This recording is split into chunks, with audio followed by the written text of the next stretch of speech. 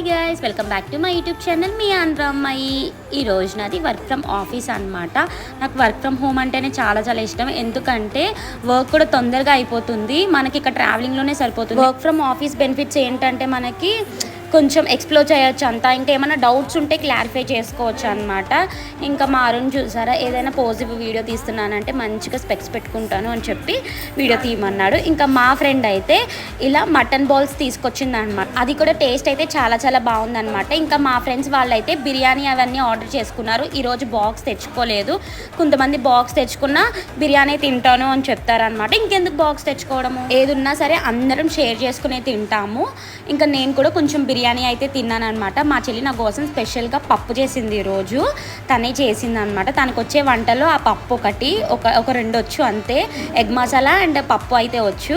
ఇంకా తర్వాత మేము ఇలా కేక్ అయితే తిన్నాము అంతే. ఈ వ్లాగ్ వచ్చేసి సబ్స్క్రైబ్